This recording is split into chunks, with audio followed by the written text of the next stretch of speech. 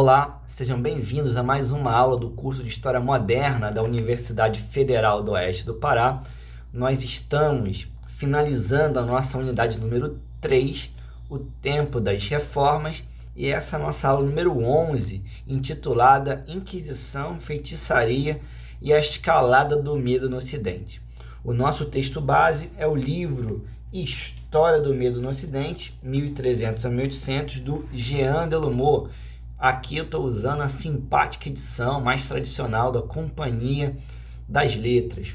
Como eu apresentei o nosso autor lá na nossa primeira aula sobre a reforma, a ideia, as discussões mais amplas da reforma, esse é um livro de 1978 do Delumeau. Eu estou usando aqui a edição, a tradução brasileira de 89, tá? Um pouco mais de uma década depois que ele foi publicado, ele foi traduzido e editado no Brasil.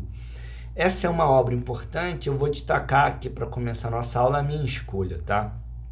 Eu fiz um vídeo complementar à nossa aula de hoje, então não chamei esse vídeo de parte 2, parte 3, mas de um material complementar no qual eu tento apresentar algumas referências de pesquisadores, referências bibliográficas para você, estudante de história, que queira aprofundar o tema da feitiçaria, o tema da Inquisição, seja do funcionamento da Inquisição na Europa, seja o funcionamento das visitações do Santo Ofício na América Portuguesa, no Brasil colônia. Então, nesse material complementar, eu me preocupei em oferecer caminhos historiográficos, caminhos bibliográficos, que eu não faço uma discussão historiográfica nele, é um vídeo bem curtinho, apresentando autores, apresentando obras, tá? Então, por hora, eu não vou me aprofundar na questão da Inquisição, poderia nos dar um curso inteiro com facilidade, estudar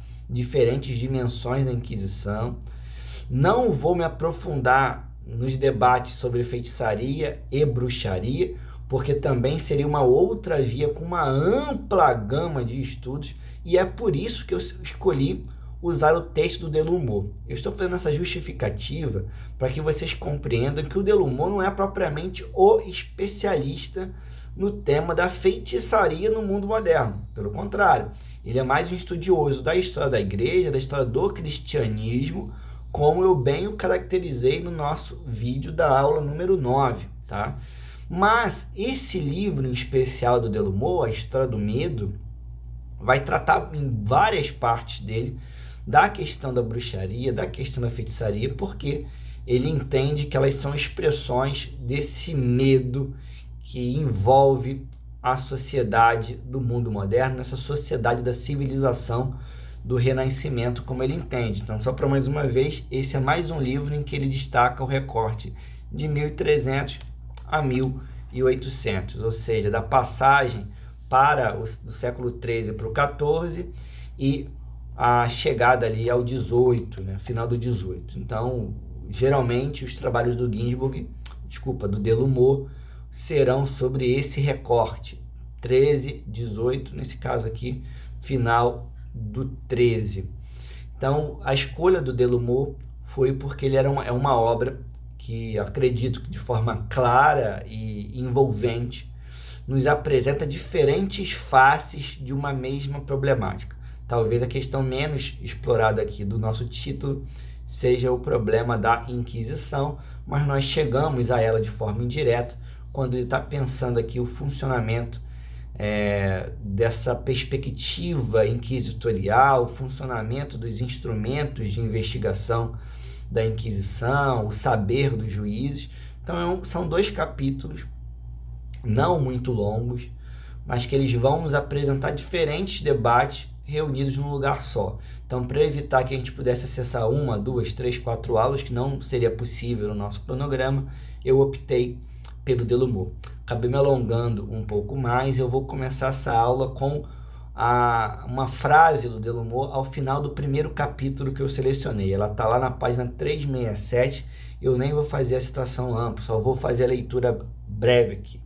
Diz o Delumeau: os pânicos e epidemias de feitiçaria não teriam eclodido sem a existência de um fundo endêmico de medo dos malefícios. Fim de citação. Então, é uma frasezinha, vem depois de 2 pontos, em que ele tenta exatamente expressar, e eu acredito que essa frase, mesmo estando no final do capítulo, ela nos ajuda a compreender o que é o fio condutor dessa obra, que é estudar o medo e estudar o fenômeno da feitiçaria, da caça às bruxas, por meio desse elemento que ele chama de um medo endêmico nessa sociedade entre 1300 e 1800. Então, o primeiro tópico que o Delumeau vai destacar é exatamente esse: a escalada do medo.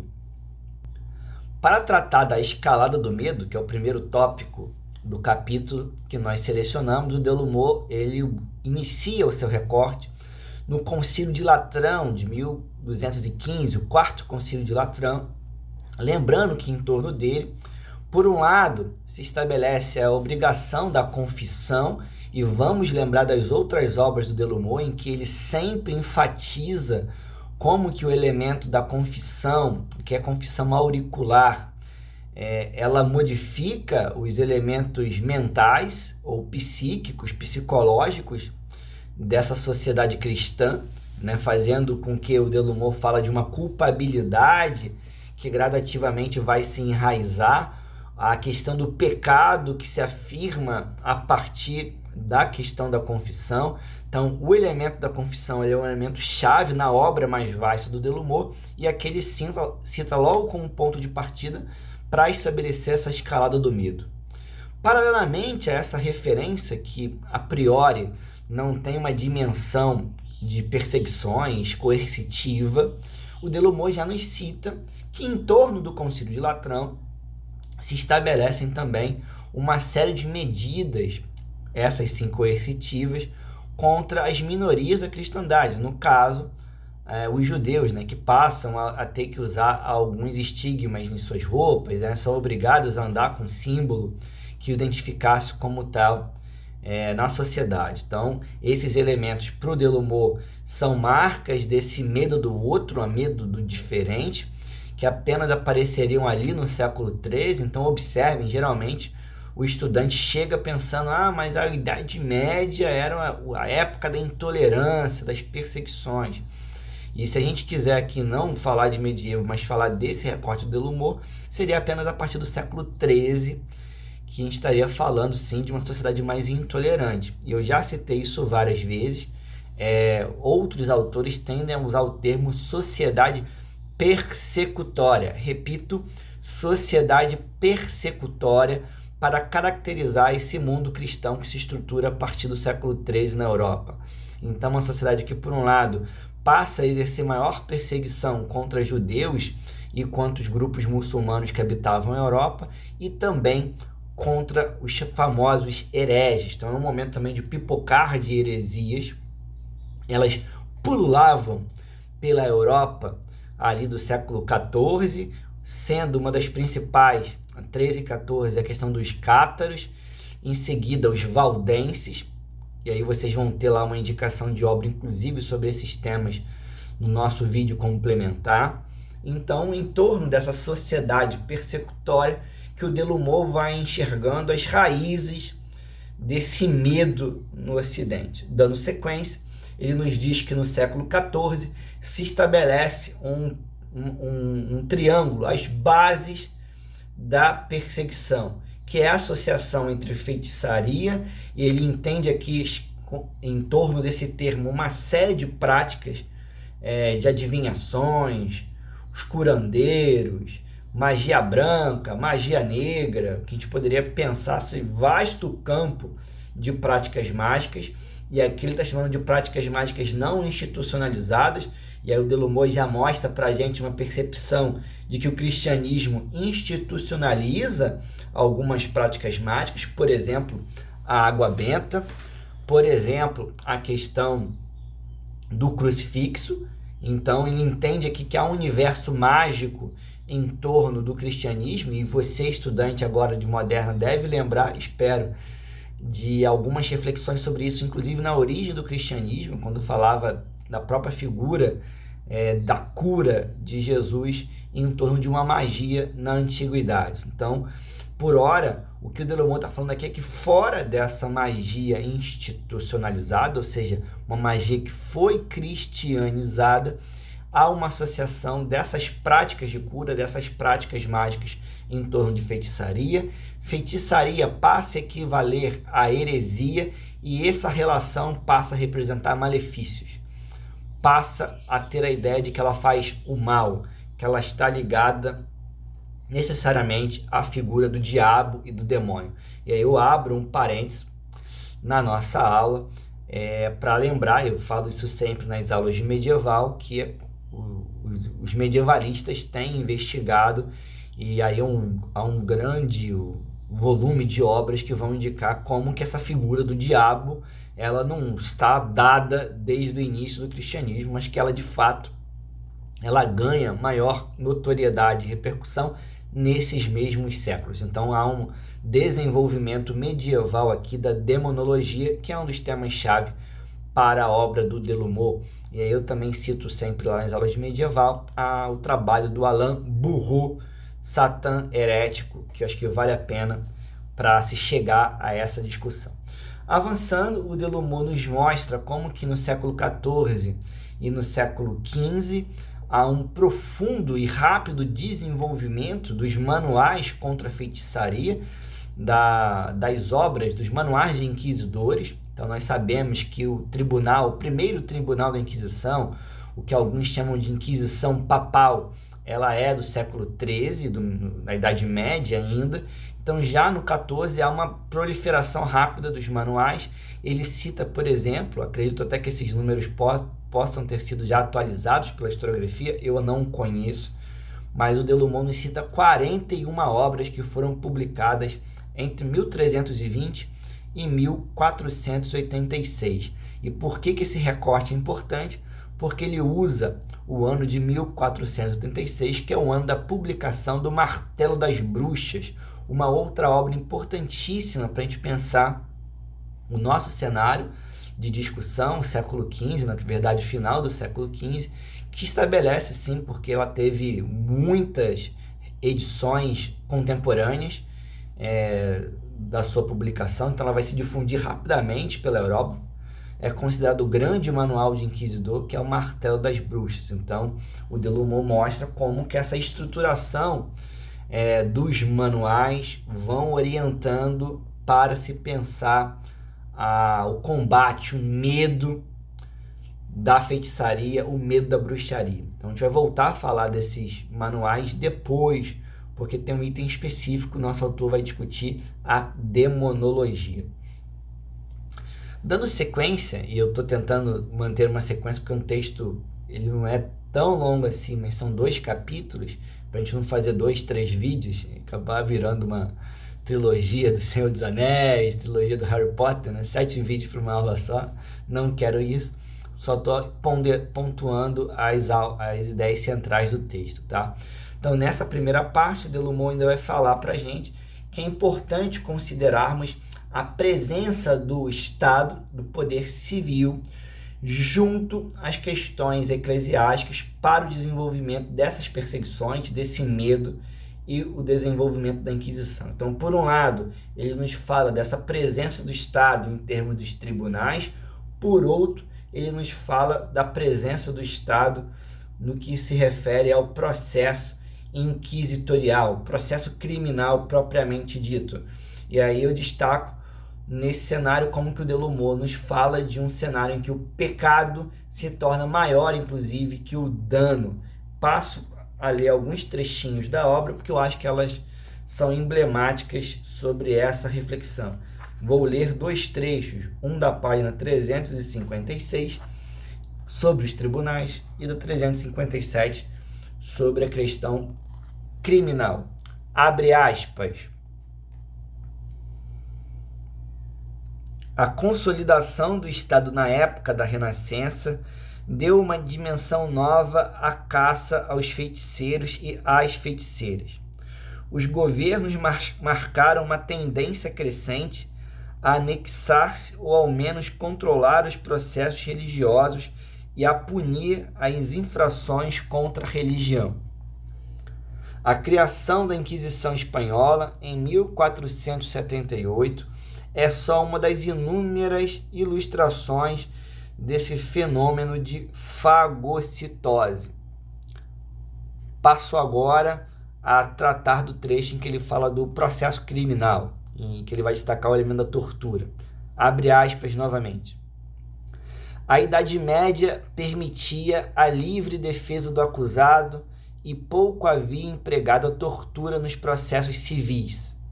Na época da Renascença, a Justiça de Estado adotou o procedimento inquisitorial. Na França, o decreto de Villers-Cotterêts, de 1539, nos Países Baixos, os decretos criminais de Filipe II, 1570. Para não reter senão 2 exemplos comprobatórios, endureceram o direito penal, generalizaram o emprego da tortura, entravaram a defesa do suspeito, reforçaram o caráter arbitrário do procedimento. Enfim, enquanto na Idade Média um processo era, em geral, considerado como um assunto entre pessoas privadas, ele se transformou, no começo da Idade Moderna, em um conflito entre a sociedade e o indivíduo. Daí a severidade ou até mesmo a atrocidade de sentenças que se pretendiam exemplares. Fim de citação. Esse é um trecho interessante do Delumeau, acho que por 2 elementos. Como eu tentei falar, por um lado, pensar a presença do Estado, do poder civil, no funcionamento dos tribunais, e aí, especialmente quando a gente pensa nos tribunais ibéricos, português e espanhol, e consequentemente nas visitações do Santo Ofício também, nós sempre falamos de tribunais praticamente régios, porque o poder régio tem um papel chave para o funcionamento desses tribunais. Então acho que vale a pena, quem tiver interesse sobre o funcionamento da Inquisição, olhar lá as sugestões que eu dou no material complementar. E por outro, esse trecho também aponta para a questão da tortura. E aqui, óbvio, a gente sempre pensa muito na tortura física, como que a tortura física, os instrumentos de tortura, eles eram brutais, e a gente sempre liga isso a uma ideia de uma Idade Média da barbárie.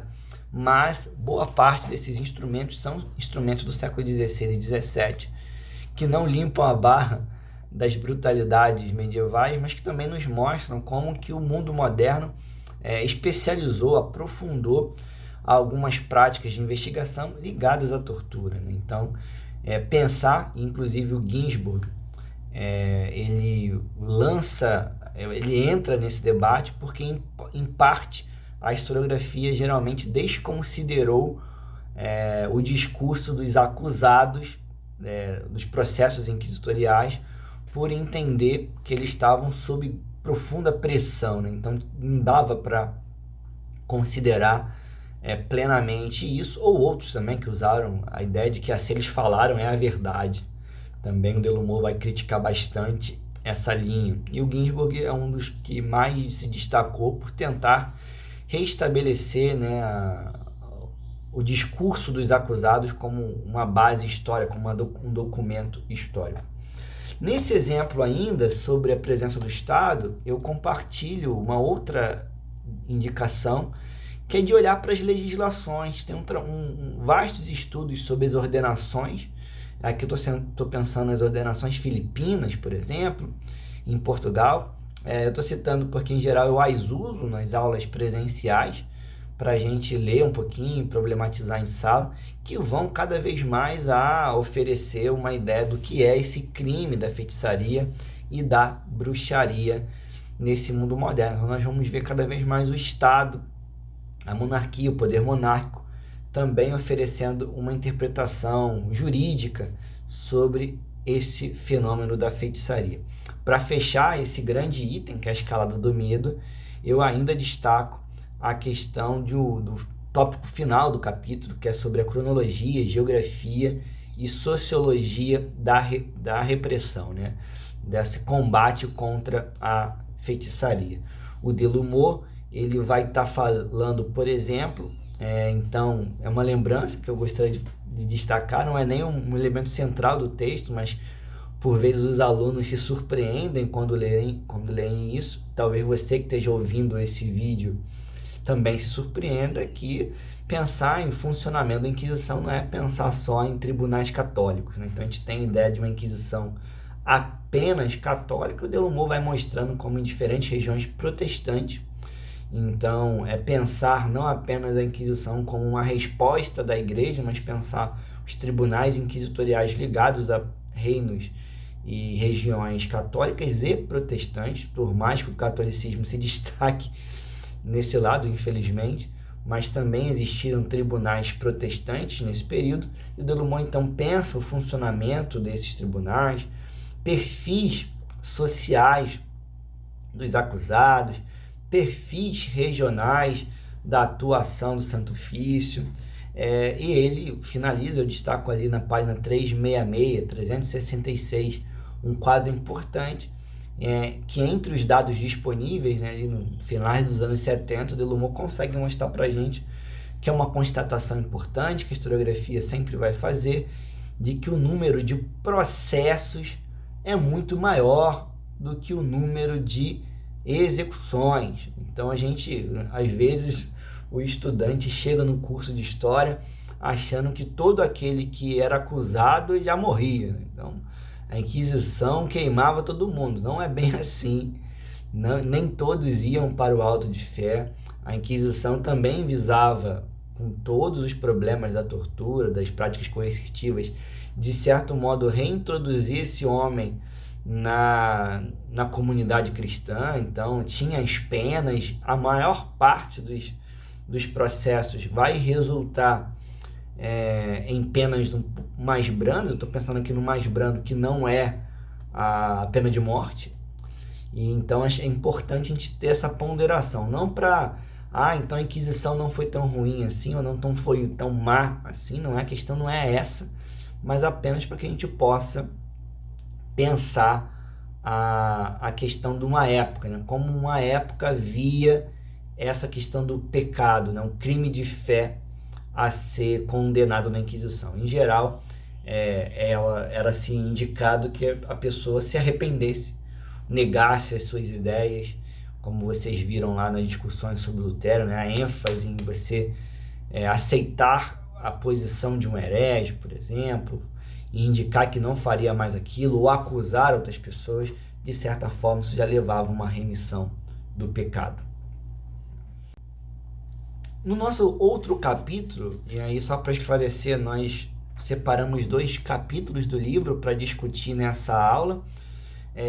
Eu entro agora no capítulo 12, a primeira parte foi sobre o capítulo 11, o capítulo 12 exatamente a interpretação dele sobre a repressão da feitiçaria no mundo moderno, e nessa parte o Delumeau passa a fazer ou apresentar brevemente uma discussão historiográfica, né? Então, como ele se posiciona, como a interpretação que ele propõe desenvolver nesse capítulo e nesse livro como um todo se insere na historiografia, né? Então o Delumeau entra nessa discussão nos mostrando que existe uma tese tradicional nos estudos sobre a feitiçaria que a enxergam como um fenômeno de conspiração contra a igreja. E a todo momento ele vai citando a importância do Michelet, por exemplo, para essa tese, ou do Murray, também como autores que vão desenvolver essa perspectiva.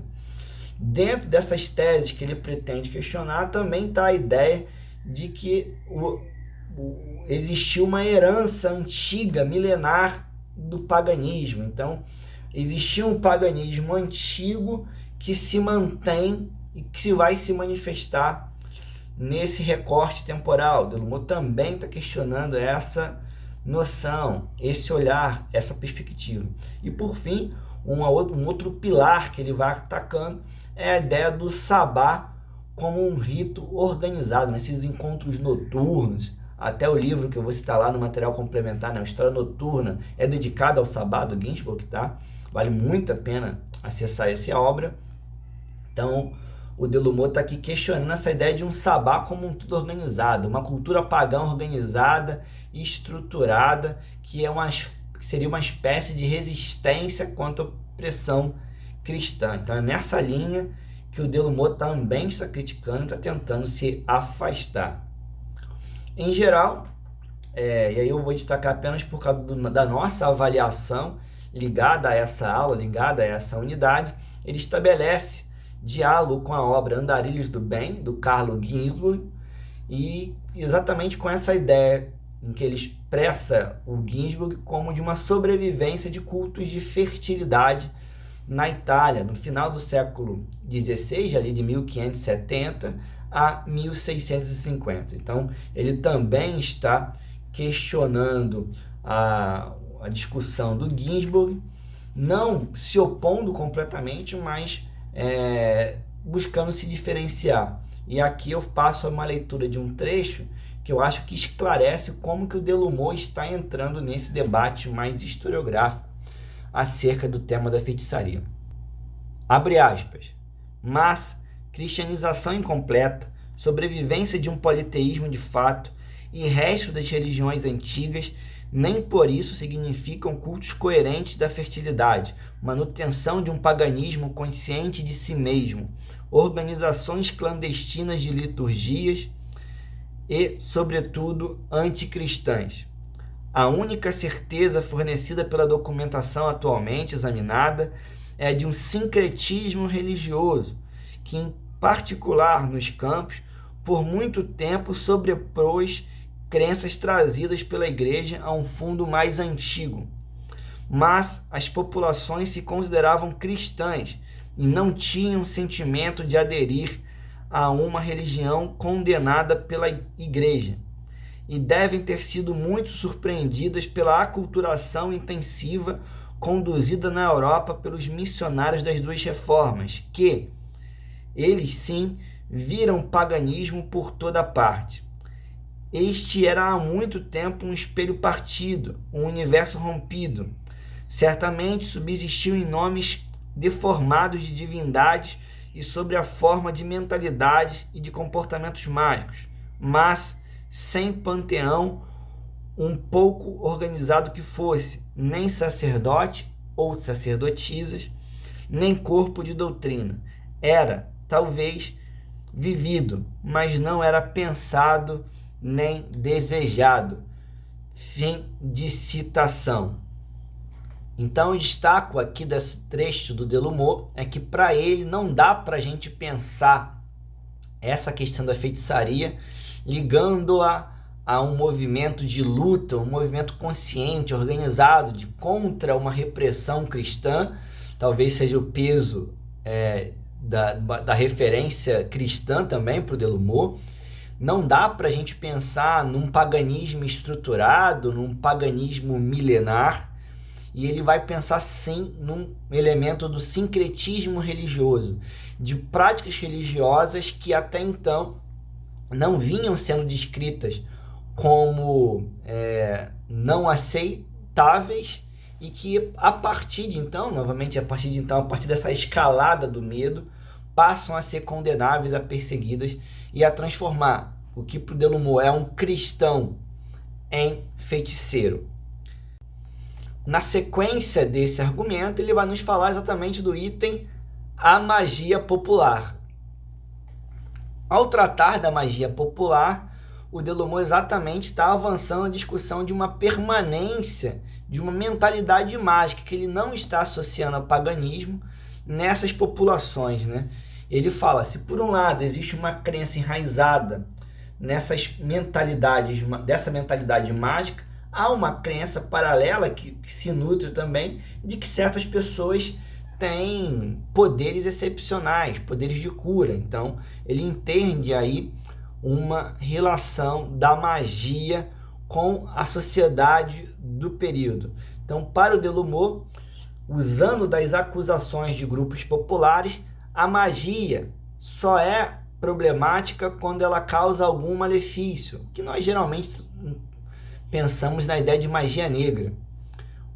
Em outro sentido, no sentido dos eruditos, no sentido dos juízes, dos inquisidores, o Delumot nos fala então de uma magia que passa a ser interpretada como pecado, idolatria, paganismo, associando desde práticas enraizadas famosa magia branca, de cura, das benzedeiras, por exemplo, a práticas consideradas de malefícios, as magias negras. Então, o Delumeau está se preocupando aqui em pensar.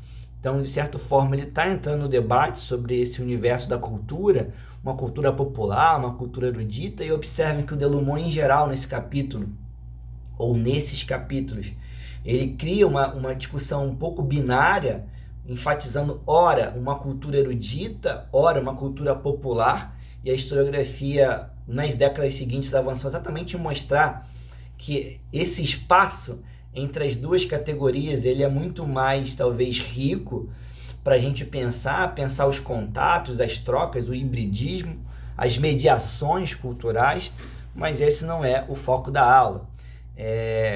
Apenas destaco essa questão. Eu faço aqui uma referência paralela, porque ao ler o texto mais uma vez para gravar esse vídeo, eu me lembrei de uma discussão, porque ele cita uma questão que eu acho que merece também uma outra referência. Ele vai nos falar de que essa arte da cura, em que eu dividiria uma arte da cura popular, que ele estaria chamando aqui dessa mentalidade mágica, ela vai ser questionada e combatida pela igreja, que é tradicionalmente a detentora da cura, via sacramento ou via aquelas práticas mágicas cristianizadas, mas também ele cita brevemente, sem desenvolver, ele fala também a atuação da medicina oficial, ele fala de uma medicina oficial.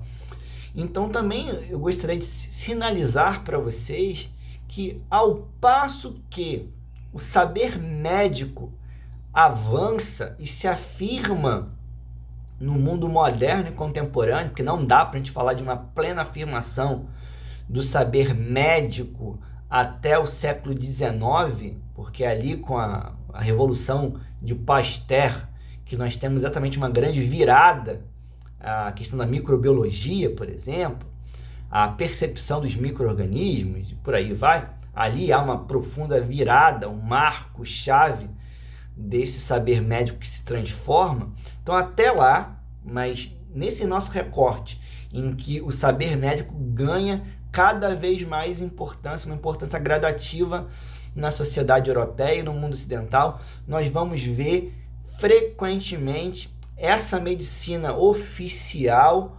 lutando para se impor frente a um saber medicinal tradicional, né? Como nós chamamos, medicina tradicional, como os estudos de saúde fazem hoje. E aqui eu vou indicar um vídeo meu, que eu também gravo algumas aulas para a turma de residência em saúde da família e comunidade. Procura lá no canal, dá uma pesquisada, vocês vão ver alguns vídeos sobre a história da saúde, e nesses vídeos eu vou falar um pouquinho, principalmente nos primeiros, que são vídeos bem amplos, são 3 aulas para falar de tudo.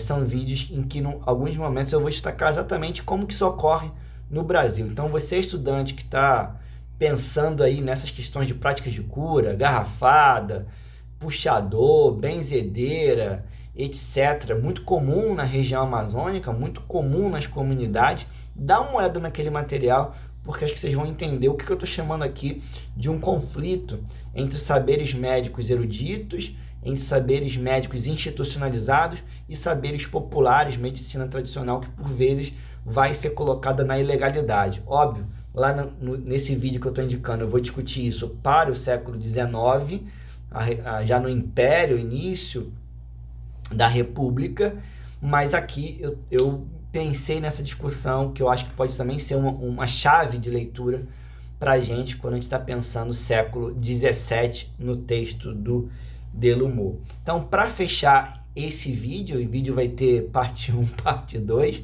tá ficando muito grande, eu fecho essa parte do capítulo quando ele fala dessas inquietudes, esses temores populares relacionados também a essa explosão da feitiçaria e as acusações da Inquisição. Então, é uma parte do capítulo que ele tenta buscar raízes sociais para esse medo, para esses distúrbios. E eu acho que o trecho é muito interessante. é o trecho da página 379 e 380. Abre aspas. É, portanto, impossível para apreender em sua complexidade a grande perseguição da feitiçaria na Europa, não estudar de muito perto os comportamentos dos camponeses. Eles estavam mergulhados em uma civilização mágica.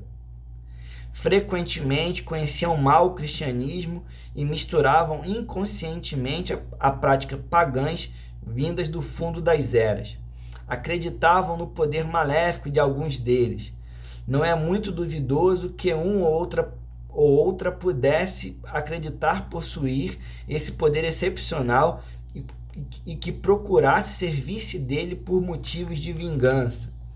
Além disso, eles foram submetidos, no começo da Idade Moderna, a uma série de provações que aumentaram seu pessimismo.